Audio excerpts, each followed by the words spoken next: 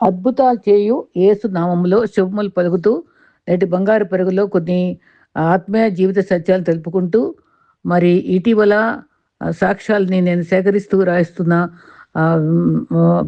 అనుభవంలో మరి బ్రదర్ రాజేష్ శర్మ వారణాసి దేవాలయ పండితుడు ప్రభుని ఎలా తెలుసుకున్నాడు, ఎంత అద్భుతంగా తన కుటుంబం వెలివేసిన మళ్ళీ వాళ్ళ ప్రేమతో భార్యను బిడ్డలు రక్షించుకున్నాడు. ఈ అనుభవాలన్నీ తెలియచేసేటువంటి చక్కటి సాక్ష్యాన్ని మీ ముందు ఉంచుతానండి. అది నిజంగా యేసుక్రీస్తుని ఎంత ఔన్నత్యాన్ని ఎంత చక్కగా గ్రహించగలిగాడు, భార్యకు కూడా తెలుపగలిగాడు. అది అది చాలా అద్భుతమైన సాక్ష్యం. మరి ఆ రకంగా ప్రతి క్రైస్తవుడు కూడా క్రీస్తుని గురించి అలా చెప్పటం మనం కూడా బాధ్యత వహించాలని కూడా నేర్పించేటువంటి సత్యం అది. అయితే మనం ఎలా జయించాలి ఈ లోకాన్ని అంటే దేవుని సహాయం వలన, మరి ప్రార్థన వలన జయిస్తాం. గొర్రెపిల్ల రక్తమును బట్టి జయిస్తాం. తర్వాత మేలు చేత కీడుని జయిస్తాం. విశ్వాసం వలన జయిస్తాం. లోకం జయించిన విజయము మన విశ్వాసమే కదా. దేవుని వాక్యం మన యందు నిలిచి ఉంటే జయించగలము. అంతవరకు దేవుని క్రియలు జాగ్రత్తగా చేయడం వల్ల కూడా జయిస్తాం. అయితే మనము ఈ అనుభవాల్లో మరి ఓర్పుతో జీవితంలో నేర్పు ఉండాలి, మాటలో నిలకడ ఉండాలి, సేవలో త్యాగం ఉండాలి, ప్రవర్తనలో పరిశుద్ధత ఉండాలి, ప్రేమలో స్వచ్ఛత ఉండాలి, ఆత్మలో భారం ఉండాలి, చూపు సూటిగా ఉండాలి, మనసులో నమ్మకం ఉండాలి. తర్వాత ఈ రకంగా జీవిస్తూ విశ్వాసకు అవసరం.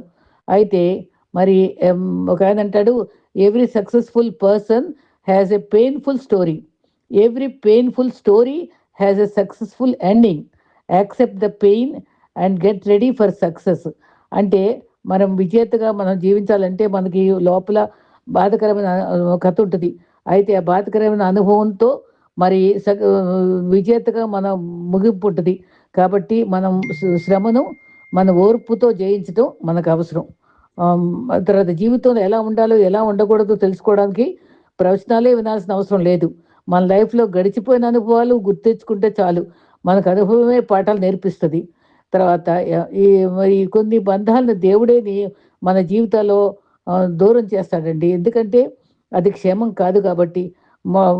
వాళ్ళకన్నా నేను ఎక్కువ ప్రేమించేవారి దేవుడు మన జీవితంలో ప్రవేశపెడతాడు. మనం కనిపెట్టి చూస్తే అర్థమైపోద్ది మనకి. తర్వాత ఎవరి ఆకలైనా తీర్చడంలో ఎప్పుడు ఆప్తుడిగా ఉండు, ఎవరి కష్టానైనా పంచుకోవడంలో ఎప్పుడు మిత్రుడిగా ఉండు, ఎవరి మంచి చెడులైనా తెలుసుకోవడంలో ఎప్పుడు బంధువుగా ఉండు. మరి అది జీవితంలో అది వరంగా ఉంటుంది. అది దేవుడు చిత్తంలో మనము ఈ లోకాన్ని జయించే వరంగా ప్రభువుని మీద ఆనుకొని బ్రతకటం నేర్చుకుందాం. బ్రతుకంటే భయం లేకపోయినా పర్లేదు, కానీ బాధ్యత మాత్రం ఉండాలి. బాధ్యత లేకపోతే మాత్రం నీవు నీ కుటుంబానికి దేశానికి కూడా ప్రమాదం అంటాడు ఒక భక్తుడు. తర్వాత మన రిచ్ మైండ్ సెట్ ఏంటంటే ఫిర్యాదు చేయడు, ఎవరికి ఎక్కువ నేర్చుకుంటూనే ఉంటాడు, చెడు అలవాట్లను వదిలేస్తాడు, కార్యాచరణలో దిగుతాడు, ప్రస్తుతంలోనే జీవిస్తాడు, తప్పుల నుంచి నేర్చుకుంటాడు, ఇతరులకు విజయవంతం కావడానికి సమితిగా వాడబడతాడు. విశ్వాసము నీ ఊపిరైతే విజయము నీ వశమవుతుంది. భయము నిన్ను కప్పేస్తే ఏ దారి కానక నీ బ్రతుకు అంధకారమవుతుంది. జీవితం నీది, కృషి నీది, గెలుపు కూడా నీదే కావాలి. మరి ఈ రకంగా బాధ విడిచి నిరాశ విడిచి నీ మార్గం నువ్వే ఎన్నుకోవాలి. ఒత్తిడిని తట్టుకొని వజ్రంగా మారిపోవాలి. ఆశలన్నీ అండగా మారగా ధైర్యం ఉండాలి. తోడుగా ఉండే కష్టాన్ని ఇష్టంగా చేసుకోవాలి. ఒత్తిడి ఆలంబనగా మార్చుకుని నీ లక్ష్యాన్ని చేరుకోవాలి. ఈ రకంగా ఉండటానికి గురి చూసి నేను గమ్యం చేరుతున్నానని పౌలన్న రీతిగా మనం కూడా నిత్యత్వాని కోసం గురి చూసి పరిగెత్తున్న రీతిగా వెనుకను మరిచి ముందుడి వాటికి వేగిరపడచ్చు పందెంలో ఓర్పుగా పరిగెత్తుతూ నిత్యత్వాన్ని చేరటానికి మనం ఇష్టపడదాం. మరి జీవితంలో 4 విషయాలు గుర్తుపెట్టుకోవాలట. చేసే పని ఎవరికి చెప్పుకోకూడదు, ఇచ్చిన మాట తప్పకూడదు, నమ్మించి ఎవరిని మోసం చేయకూడదు, మన వాళ్ళను విడిచిపెట్టకూడదు. ప్రభు యొక్క విశ్వాసంతో మనం సహవాసంలో ఎప్పుడు మన ప్రభులో జీవిస్తూ సహవాసంలో ఎడతెక్క ఉండటం కూడా నేర్చుకోవాలి. మరి ఈయన నేను స్వయంగా చెప్పినటువంటి సాక్ష్యం నేను అంటారు, అలాగే నేను అనే చదువుతాను. మరి నేను వారణాసిలో హిందూ పండితుల కుటుంబంలో జన్మించాను. సంస్కృతం వేదాలు అన్నీ కూడా బాల్యం నుండి నేర్చుకున్నాను. 18వ ఏట పౌరోహిత్యం వహించి పండితుడిని అయ్యాను. ఇంజనీరింగ్ చదివాను. ఉద్యోగరీత్యా ఆఫ్రికాలో, నైజీరియాలో ఉద్యోగంగా ఉన్న రోజు కొన్ని నెలలు ఉద్యోగంలో ఉంటూ అక్కడ స్నేహితుల ద్వారా క్రీస్తు ప్రేమను తెలుసుకొని సాక్షిగా మారాను. మరి స్వకీయులు వెలివేసిన తర్వాత ప్రేమతో నా కుటుంబాన్ని జయించుకున్నాను. నేడు సాక్షిగా జీవిస్తున్నాను. చాలా ప్రపంచవ్యాప్తంగా ఈయన సాక్ష్యాన్ని ప్రచురిస్తున్నారండి. అది నేను యూట్యూబ్ ద్వారా ఇంగ్లీష్‌లో ఉంటే తెలుగుకు ట్రాన్స్‌లేట్ చేశాను. అది మెయిన్ వాక్యం యోహాను 14:6. నేనే మార్గము, సత్యము, జీవమునై ఉన్నాను. నా ద్వారానే తప్ప ఎవరును తండ్రిని యొద్దకు రాడు. పరిచయం. ప్రభు దివ్యనామంలో అందరికీ వందనాలు. నా పేరు రాజేష్ శర్మ. వారణాసిలో జన్మించాను. గంగా నదిలో స్నానం చేస్తే పాపాలు పోవుదని నమ్మి దేశం అంతటి నుంచి వస్తారు కదా! మా నాన్నగారు, తాతగారు వారణాసి దేవాలయంలో పండితులుగా పూజలు చేసేవారు. బాల్యం నుండి నాన్నగారు హిందీ బదులు సంస్కృతం నేర్పించేవాళ్ళు. మంత్రాలు నేర్చుకునేవాడిని. ఎక్కాల బదులు మంత్రాలు నేర్చుకున్నా. ప్రతి మాట నాన్నగారి మంత్రాలు వల్లించేవాడిని. 18వ ఏట నేను పూజలు చేయసాగాను. ఈ రకంగా సామాన్య ప్రజలకే పూజలు చేసేవాళ్ళం. లెక్కలు, సైన్స్ ఇష్టపడేవాడిని. యవ్వనంలో సివిల్ ఇంజినీరింగ్ అయ్యాను. వారాంతంలో పూజలు చేస్తూ కాలేజీలో ఆధునిక వస్త్రాలు, ఇంట్లోనేమో కాషాయ వస్త్రాలు ధరించేవాడిని. అయితే దేవాలయంలో పూజా సమయంలో జంధ్యం వేసుకునేవాడిని. తర్వాత నా విద్యాభ్యాసం పూర్తి కాగానే వారణాసిలో ప్రముఖ సంస్థలో ఉద్యోగం లభించింది. నాకున్న మతపరంగా జ్ఞానాన్ని బట్టి, నా విద్యను బట్టి సమీపస్తులంతా చాలా గౌరవించేవారు. నాకు 28వ ఏట సమీప గ్రామంలో నాకు మంచి భక్తి గల హిందూ సాంప్రదాయంలో ఒక ప్రియ అనే అమ్మాయితో నాకు వివాహం జరిగింది. మరి సంతోషంగా గడిపే రోజులు అయినా ఏదో అసంతృప్తి నాలో ఉండేది. అయితే హ్మ్. దేవుని యొక్క మా ఇంట్లో చాలా చాలా విగ్రహాలుండేయి. ఆ విగ్రహాల యొక్క 12 విగ్రహాలుండేయి మాకక్కడ. ఆ రకంగా నాకు ఇద్దరు కొడుకు, కుమారుడు, కుమార్తె కలిగారు. తర్వాత మేమంతా పూజలు చేసేవాళ్ళం. పూజ గదిలో 12 విగ్రహాలకి మరి సొంత చరిత్ర ఉండేది. ప్రత్యేకత ఉండేది. వినాయకుడి విగ్రహం ఏమో విఘ్నాలు తొలగిస్తాడని నమ్మకం.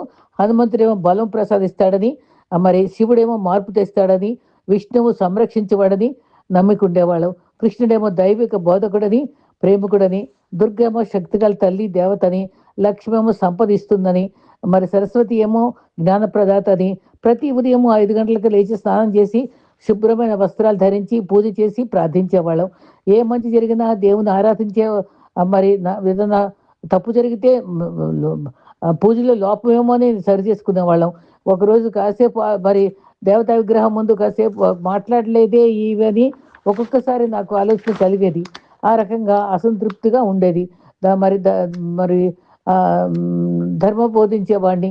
నా పనులు క్రమంగా పాటించేవాడిని. మరి ఈ రకంగా నాకు బిడ్డలు అర్జును, లక్ష్మి. నాకు బిడ్డలు పెద్దవాళ్ళయ్యారు. మంచి కుటుంబంగా ఉండే రోజుల్లో ఆర్థికంగా కొంచెం ఇబ్బందిగా ఉన్నప్పుడు నైజీరియాలో పెద్ద జీతం అని చెప్పి 9 నెలలకే అధికారులు నా ఊరు పంపించారు. అది కొత్త ప్రాంతం.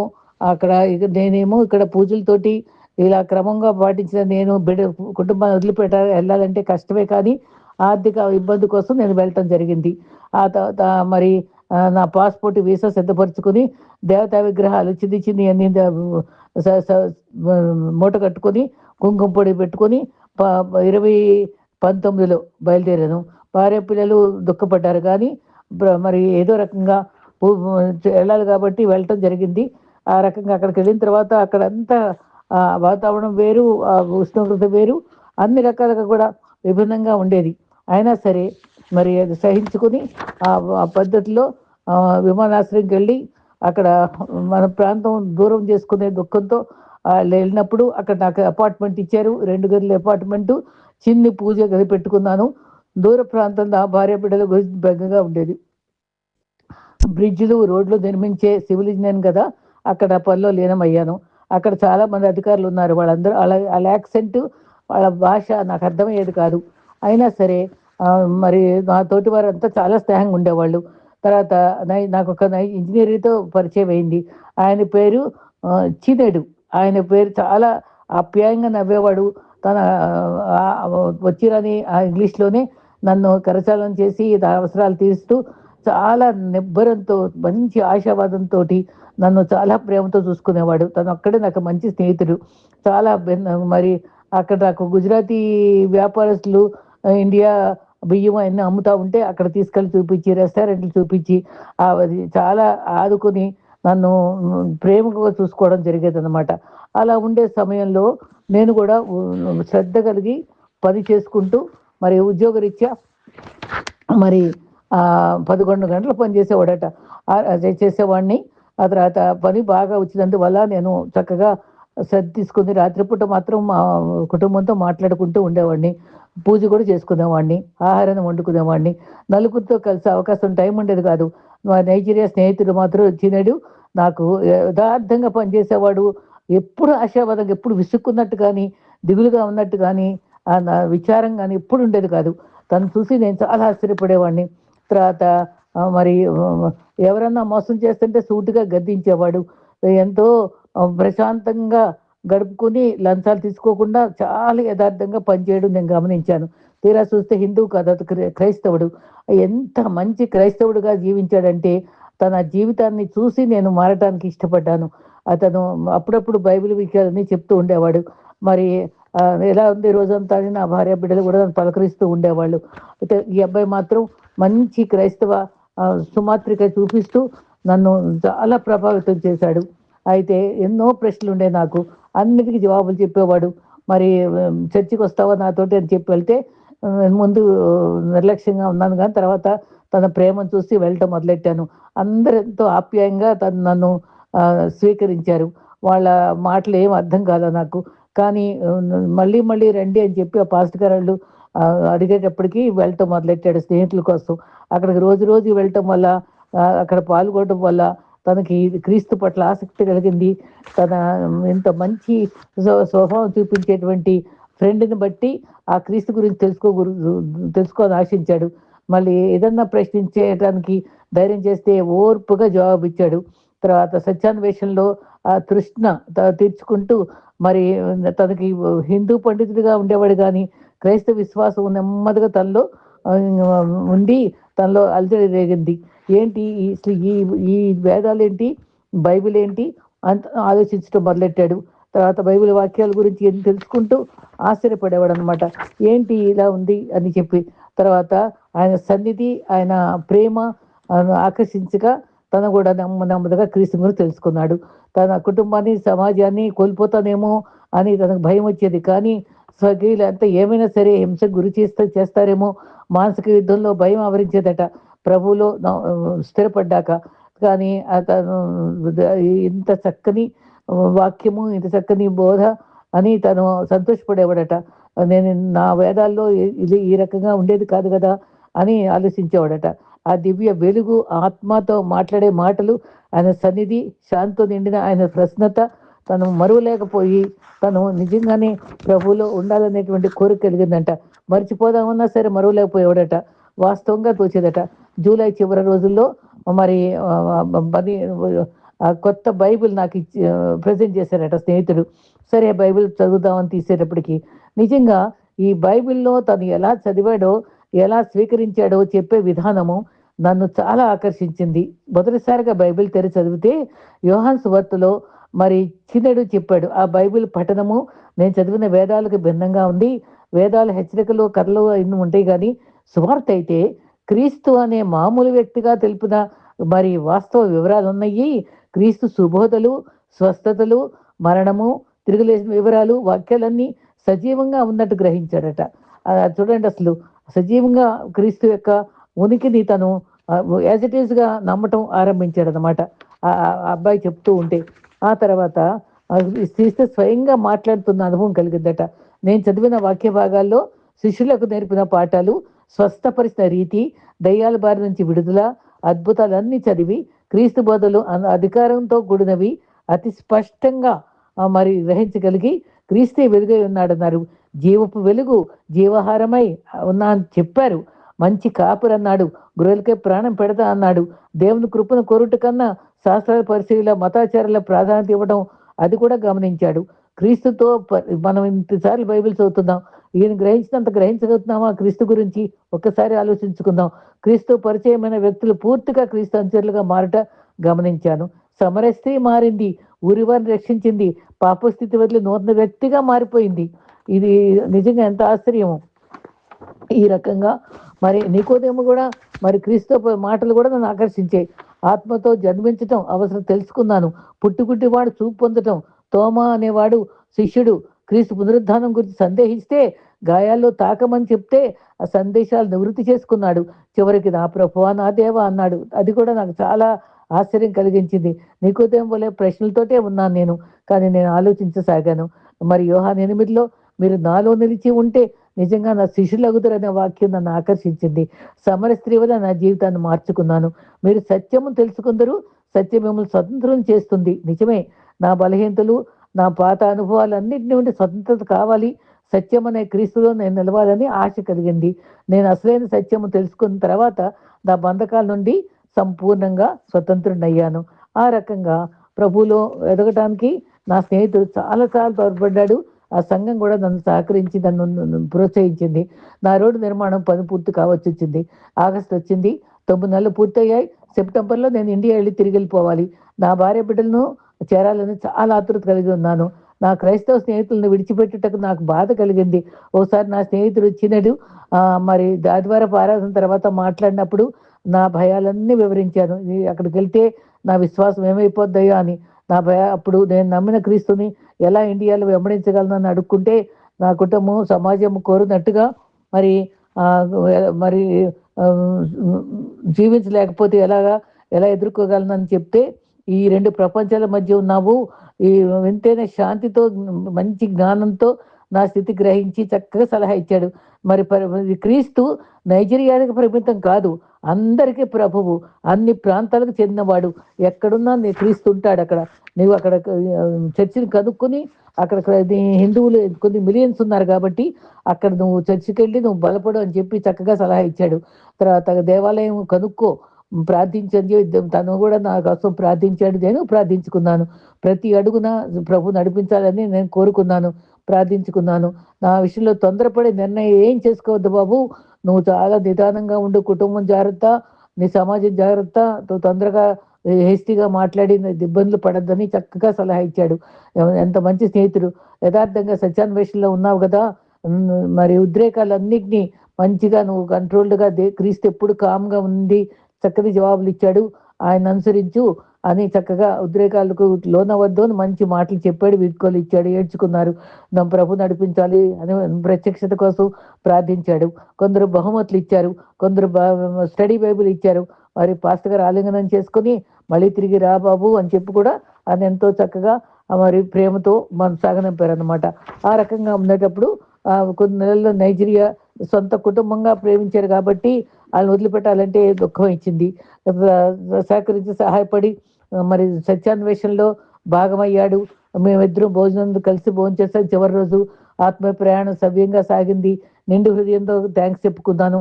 అతని ఓర్పు, ప్రేమ, క్రీస్తుల విశ్వాసము నన్ను ప్రభావితం చేసిందని చెప్పుకుని చేతిలో పట్టుకొని ఇద్దరం ప్రార్థించుకున్నాం. చివరికి వీడ్కోలు తెలిపి విమానాశ్రయం చేరి నైజీరియా దూరం అవునప్పుడు ఎంతో విలువైన అనుభవాలకు దూరమైన భావం కలిగింది. చివరికి వారణాసి చేరి భార్య బిడ్డలను చేరాను. ఆ చేరిన తర్వాత ఏమైంది అన్న అనుభవాలను నా భార్య తెలిపితే పట్టినట్టుగా విన్నది. క్రీస్తు వెలుగు, సన్నిధి, సత్యాన్వేషణ, కొన్ని నెలలుగా నేర్చుకున్న తీరు అన్ని తెలిపి క్రైస్తవ సత్యాలు తెలిపాను. క్రీస్తు ఎవరని, ఏం చేశాడని, మరి చనిపోయి తిరిగి లేచాడని అన్ని సువార్త, కృప, క్రియలతో కాదు రక్షణ విశ్వాసం ద్వారా అని కూడా తెలిపాను. నా భార్య మౌనంగా ఉన్నది, నమ్మకపోయినా ఆలోచించింది. నా కుమారుడు అర్జున్ మాత్రం కొంచెం ఆవేశంగానే ఉన్నాడు. నాన్నగారు మీరు మమ్మల్ని ప్రేమిస్తున్నారా, మాకు దూరం అవుతారా అంటే, కాదు తప్పక ప్రేమిస్తాను, నేను కనుగొన్న సత్యంను మాత్రం చెప్పటం నేను ధైర్యం చేస్తాను అని చెప్తాడు. క్రీస్తు మన కుటుంబాన్ని నాశనం చేయడయ్యా, మనల్ని కలిపి ప్రేమిస్తాడని చెప్పాను. నా భార్య నేను ఆలోచించడానికి సమయం కావాలని ప్రశాంతంగా చెప్పింది. ఆ జవాబుకే నేను చాలా సంతోషించాను. ఆ తర్వాత శ్రమ ఓర్పు నిరీక్షణను కలుగునరిగి మరి ఓర్పుతో ఉండటానికి నేర్చుకున్నాను. నా కుమార్తె లక్ష్మి కూడా నాతో చర్చికి వస్తాను, నువ్వు ఎలా మారావో నేను చూడాలని అక్కడికి వచ్చింది. వచ్చేటప్పటికి ఆ లక్ష్మిని వాళ్ళందరూ కూడా హిందూ కాన్వర్ట్స్ అందరూ చక్కటి సాక్ష్యాలు చెప్పి ప్రేమగా పలకరించేటప్పటికి నాకు మళ్ళీ వస్తానని తను రావడం మొదలుపెట్టింది. భార్య పిల్లలు పుట్టింట్లో ఉన్నారు. నా భార్య నాతో చర్చికి వచ్చింది ఒకసారి. నా పని కూడా ఉద్యోగం రీత్యా స్థిరపడ్డాను. నా అధికారి నా పనిని బట్టి ఏమి ఒత్తిడి చేయలేదు. నా చర్చి వారు ఆర్థికంగా నాకు డబ్బు తగ్గినప్పుడు సహాయపడ్డారు. నా విశ్వాసం క్రమంగా అభివృద్ధి చెందింది. దేవునిపై పూర్తిగా ఆధారపడి నేర్చుకున్నాను. రాత్రివేళ ఒంటరిగా దేవునితో ప్రార్థనలో గడుపుట నా ఆత్మీయ జీవితానికి అభివృద్ధి ఇచ్చింది. శ్రమలో పట్టుదల లభిస్తుందని గ్రహించాను. ఈ రకంగా మరి శ్రమ ఓర్పు నిరీక్షణ ఇస్తుందని తెలిసి సామెల్ గారు మరి హిందూ పండితుడు క్రీస్తు సంరక్షణగా నమ్మి సేవించిన రీతిని బట్టి, బాబు నీవు లోపల లోపల ఉండద్దు, బహిరంగ సాక్షిగా రా అని చెప్పి తను అనేక ప్రాంతాల్లో సాక్ష్యం ఇవ్వడానికి ప్రోత్సహించారు. చిన్న చిన్న గృహ గూడికల్లో కూడా, చర్చిల్లో కూడా సాక్ష్యం చెప్పేవాడిని. ఆ తర్వాత క్రైస్తవ సమావేశాల్లో కూడా సాక్ష్యం చెప్పడానికి అవకాశాలు కలిగినాయి. నా సాక్ష్యం వల్ల ప్రభావితమైన వాళ్ళు చాలా మంది ఉన్నారు. కొందరు రహస్య క్రైస్తవులు ప్రోత్సహించబడ్డారు. నేను లిఖితపూర్వకంగా సాక్ష్యం రాయటకు ఆరంభించాను. నా వలే హిందువులు సత్యాన్ని గ్రహించి క్రీస్తు నమ్మాలని నా ఆశయం. 4 నెలల తర్వాత నీటి బాప్తిసం ద్వారా శామ్యూల్ గారి ఆధ్వర్యంలో పూర్తిగా క్రైస్తవుని అయ్యాను. ఈ రకంగా క్రీస్తుని నమ్ముకుని నిబ్బరంగా నో టర్నింగ్ బ్యాక్, ప్రభు వైపు నుంచి తిరగకుండా, మరి ఆర్థిక పరిస్థితి సరిగ్గా లేకపోయినా ఆత్మలో శాంతితో జీవిస్తూ గడిపేశాను. నాకు నిత్య జీవం ఉన్నదని నిరీక్షణ కలిగి ఉంది. చర్చిలో కొత్త కుటుంబం ఉంది. నాకు చెప్పనసఖ్యమైన ఆనందంతో నిలిచిపోయింది. నా స్థితిలో నాకు శాంతికి దూరం ఎవరూ చేయలేరు. నా భార్య పూర్తిగా క్రీస్తు అంగీకరించలేదు. నా బిడ్డలు నెమ్మదిగా గ్రహించగలుగుతున్నారు. నా స్వకీయులంతా నాకు దూరం అయ్యారు. నేను నమ్మిన క్రీస్తు పట్ల విశ్వాసం గురించి చింతించను. వెనుకకి వెళ్ళే ప్రసక్తే లేదు. నేను నిజంగా దేవుడిని నమ్మి వెంబడిస్తున్నాను. ఏ విధమైన లాభాలకై కాదు, నాకు ఏసే చాలును అన్న భావంతో జీవిస్తున్నాను. నా పరిస్థితి నన్ను కదిలించలేదు. ఈ రకంగా ఆ తర్వాత 2020లో నా భార్య ప్రియ మన నుంచి నాకు ఒకసారి ఫోన్ వచ్చింది. ఒకవేళ నన్ను డైవర్స్ ఇస్తుందేమో, విడాకులు ఇస్తుందా అని ఫోన్ చేస్తున్నానని భయపడి ప్రార్థన చేశాను, నా దూరం అయిపోద్దా అని. కానీ నా బల్లపై ఉన్న బైబిల్ చూసింది, నా దగ్గరికి వచ్చింది. నన్ను తిరిగి హిందూ పండిట్గా మారమంది. నేను శాంతితో ఉన్నాను, నేను మారనని చెప్పాను. కోపంతో జవాబు ఇవ్వలేదు. తర్వాత క్రీస్తు ప్రేమ నాలో ప్రవహించింది. ఆమె రహస్యంగా బైబిల్ చదువుతుందని చెప్పింది. వేదాల కన్నా వేరుగా ఉంది ఈ బైబిలు. నేను నెమ్మదిగా సమర స్త్రీ వివరాలు, రాళ్లతో పాపం స్త్రీని బాధించక దేవుడు జవాబు, ఇవన్నీ నాకు క్రీస్తు మరి స్త్రీలకు ఎంత విలువిచ్చాడు, గౌరవించాడు, నేను చాలా నచ్చింది నాకని ఆవిడ ఒప్పుకున్నది. ఆ రకంగా నెమ్మదిగా క్రీస్తు గురించి ఆసక్తితో నేర్చుకోవడానికి ఆసక్తి చూపింది. తను కూడా నెమ్మదిగా ఆయన ప్రేమ బాగుంది, గౌరవిస్తాను, కృప ద్వారా రక్షణాన్ని గ్రహించుకుని క్రీస్తు వాస్తవమైన వాడు. మరి మరి ప్రియ తల్లిదండ్రులు బిడ్డలు కూడా తృణీకరిస్తారని చాలా భయపడింది. కానీ ధైర్యం తెచ్చుకొని మరి భర్త నమ్మకాల్లో తను కూడా సహకరిస్తూ మరి ఆ రకంగా నా సాక్ష్యం వివరంగా చెప్పి ప్రార్థించడం మొదలుపెట్టాను. ప్రియ క్రీస్తుని వెతుకుతూనే ఉంది. చాలా మంది హిందూ విశ్వాసం మారిపోయి క్రీస్తుని నమ్మిన వాళ్ళే కాబట్టి వాళ్ళ సాక్ష్యాలు కూడా ఆమెను ఆకర్షించాయి. బిడ్డలు కూడా క్రీస్తు గురించి ఆలోచిస్తూనే ఉన్నారు.